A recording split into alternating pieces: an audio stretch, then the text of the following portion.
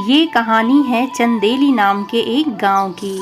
चंदेली गांव पहाड़ों से घिरा हुआ सुंदर गांव था। इस गांव में हर साल कड़ाके की सर्दी पड़ती। पहाड़ों से आने वाली सर्द हवाओं से चंदेली का तापमान एकदम कम हो जाता। यहाँ की रातें एकदम ठंडी हो जाती थी।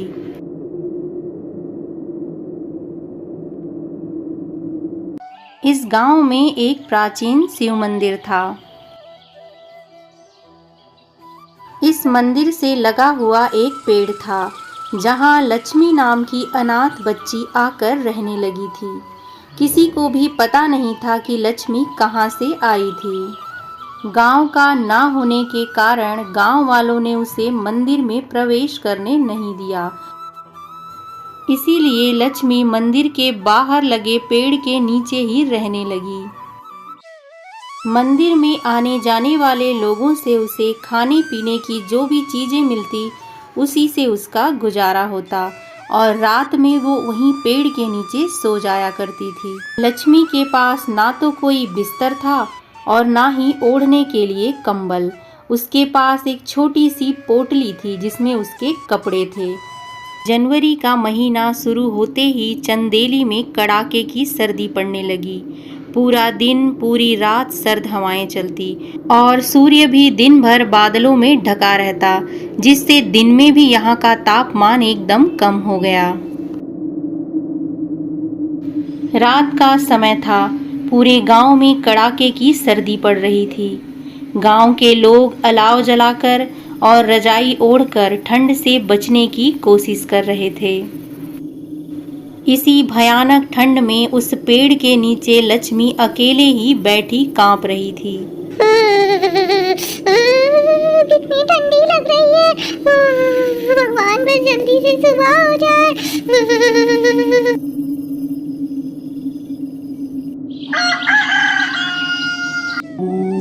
हाँ, बड़ी ठंड है भाई। कल से मुझे शॉल लेकर आना पड़ेगा। अरे बाप रे। अरे हमारा तो ठीक है, पता नहीं वो लक्ष्मी क्या कर रही होगी, कहीं मर ना गई हो इस ठंड से। सुबह सुबह जब पुजारी जी मंदिर आए तब उन्होंने देखा कि लक्ष्मी मंदिर से लगी हुई सड़क पर बैठी हुई थी। अरे बेटा लक्ष्मी, ऐसे वहाँ क्यों बैठी हो? क्या बात है, तुम ठीक हो ना? पुजारी जी, बहुत सर्दी लग रही है। पेड़ के नीचे बहुत ठंड है। मैं यहाँ धूप का इंतजार कर रही हूँ। मुझे रात भर नींद नहीं आई। अरे बेटा, मुझे तुम्हें इस तरह देखकर बड़ी दया आ रही है। क्या करें? अच्छा, आज तुम मेरे साथ मेरे घर चलना। आज रात तुम वहीं रुक जाना। पंडित जी को लक्ष्मी पर दया आ गई और पंडित जी लक्ष्मी को लेकर अपने घर चले गए। अरे भाग्यवान, सुनती हो? जरा बाहर आना, तुमसे कुछ बात करनी है। क्या हुआ, बताइए। और ये क्या, इस लक्ष्मी को सुबह सुबह घर उठा कर क्यों ले आए? कोई काम धाम नहीं है क्या आपको? अरे भाग्यवान, पहले जरा मेरी बात तो सुनो। ठंड बहुत पड़ रही है। ये पेड़ के नीचे सारी रात सो नहीं पा रही। इसे कुछ दिन अपने ही घर में रख लेते हैं। दिमाग फिर गया है क्या आपका? अपने बच्चों को तो ढंग से खिला नहीं पा रहे, सर्दी में ओढ़ने को कंबल तक नहीं ला पा रहे, और इसे उठा ले आए। कोई ज़रूरत नहीं है, जैसे आई है वैसे ही वापस भेज दीजिए। अरे एक छोटी सी बच्ची ही तो है, कुछ ही दिनों की बात है। कुछ दिन यहाँ रह लेगी तो क्या बिगड़ जाएगा? मैं अब और कोई बहस नहीं करना चाहती। इसे तुरंत वापस भेज दीजिए। इसे हम अपने घर में नहीं रख सकते। पंडित जी अपनी पत्नी की बात टाल नहीं सके और उन्होंने लक्ष्मी को वापस भेज दिया।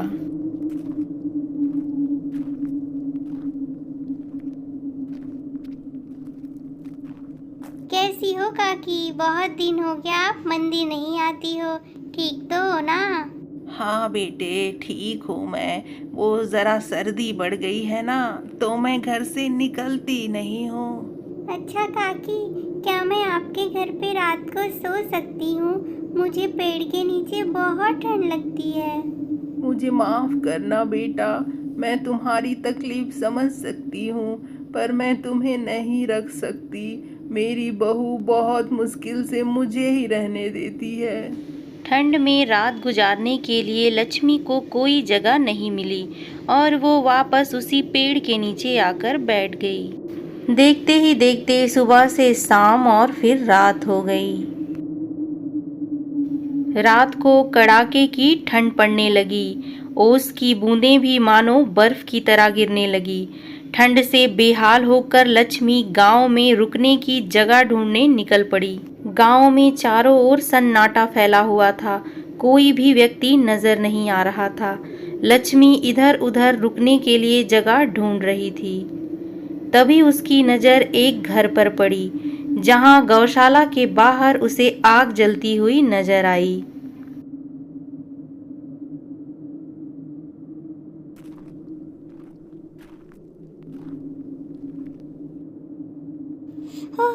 अरे वाह, यहाँ तो बढ़िया आग जल रही है। आज की रात मैं यहीं सो जाती हूँ। वहां पड़े हुए बोरे को उठाकर लक्ष्मी ने ओढ़ लिया और आग की गर्मी से उसे जल्दी ही नींद आ गई।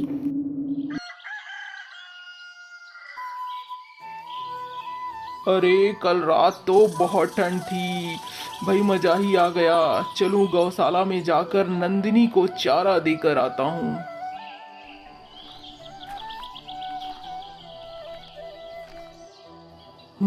अरे ये बच्ची यहाँ क्या कर रही है? गौशाला में क्यों सोई है? अरे बेटा सुनो, अरे उठो, सुबह हो गई है, तुम यहाँ क्या कर रही हो? अरे बेटा तुम तो वही हो ना जो मंदिर के बाहर रहती हो। तुम मेरी गौशाला में क्या कर रही हो बेटा? हाँ, मैं मंदिर के बाहर रहती थी, पर बहुत सर्दी पड़ रही थी। पेड़ के नीचे मुझे नींद नहीं आ रही थी।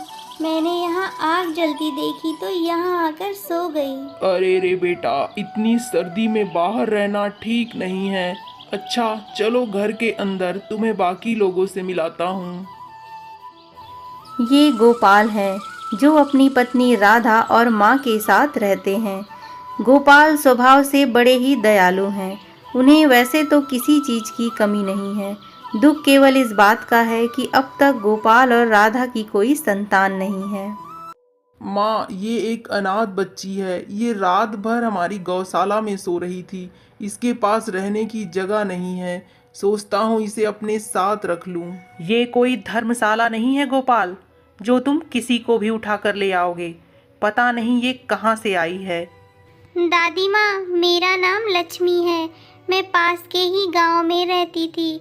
मेरे माता पिता के गुजर जाने के बाद मेरे चाचा चाची ने मुझे घर से बाहर निकाल दिया और भटकते हुए मैं इस गांव में आ गई। और फिर शिव मंदिर के पास जो पेड़ है ना, मैं वहीं आकर रहने लगी। ए जी, मुझे तो ये बच्ची बड़ी प्यारी लगती है। हम इसे अपने साथ ही रख लेते हैं। माँ जी, इसे यहाँ रहने दीजिए। बहू, तुम खुद तो कोई औलाद पैदा न कर सकी, अब ये अनाथ को मेरे सिर पे मत मढ़ो। कोई जरूरत नहीं है इसे रखने की। माँ, वैसे भी भगवान का दिया सब कुछ है हमारे पास, केवल कोई संतान नहीं है। इसे भगवान का आशीर्वाद समझकर रख लेते हैं। गोपाल और राधा ने लक्ष्मी को अपने घर पर रख लिया और लक्ष्मी भी खुशी खुशी घुल मिलकर घर में रहने लगी और घर का सारा कामकाज करने लगी।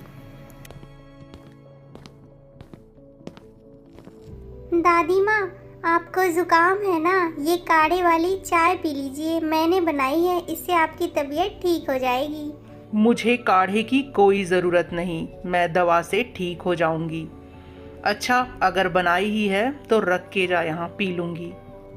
माँ जी, आपका जुकाम तो ठीक हो गया है। लगता है लक्ष्मी के काढ़े का असर है।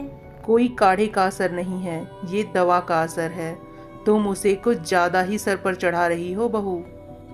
बहुत दिनों के बाद लक्ष्मी को इतना अच्छा खाना खाने को मिला। पूरे परिवार के साथ बैठकर लक्ष्मी ने खुशी खुशी भोजन किया। लक्ष्मी बहुत खुश थी। अब उसे सोने के लिए यहाँ वहाँ भटकना नहीं पड़ेगा। उसे वहाँ अपना खुद का बिस्तर मिल चुका था और वो चैन से सो गई। एक दिन लक्ष्मी आंगन में सफाई कर रही थी। तभी राधा बेहोश होकर गिर पड़ी। तुरंत ही गोपाल गांव से एक नर्स को बुलाकर ले आया। क्या हो गया है राधा को? वो पहले कभी इस तरह बेहोश नहीं हुई। क्या उसे सर्दी लग गई है? क्या हुआ है उसे? घबराइए मत, घबराने की बात नहीं बल्कि ये खुशी मनाने की बात है। राधा पेट से है, आप पिता बनने वाले हैं। अरे ये तो बहुत बड़ी खुशखबरी दे दी आपने। डॉक्टर ने तो कहा था राधा माँ नहीं बन सकती, पर ये तो चमत्कार हो गया। अब आपको राधा का खास ख्याल रखना होगा, उसे आराम की ज़रूरत है। अच्छा ठीक है, अब मैं चलती हूँ। माँ जी, सुना आपने, मैं पेट से हूँ, अब दादी बनने वाली हैं। ये सब लक्ष्मी की वजह से हुआ है। मेरी प्यारी बेटी लक्ष्मी, ये हमारे लिए वरदान है माँ जी। हाँ बहू, तुम ठीक कह रही हो। पहले तो मैं इससे नाराज़ थी, पर अब ऐसा लगता है इसके आने से सब ठीक हो गया है। आज से ये मेरी बड़ी पोती होगी। आज तो बहुत खुशी का दिन है। चलो भगवान को शुक्रिया करने मंदिर चलते हैं। भगवान के कारण ही लक्ष्मी हमें मिली है। अरे भाई गोपाल, आज सुबह सुबह परिवार के साथ मंदिर कैसे आ गए?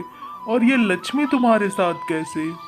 पंडित जी, लक्ष्मी को हमने गोद ले लिया है। अब से वो हमारी बेटी है। उसके आने से हमारे घर में खुशियाँ लौट आई है।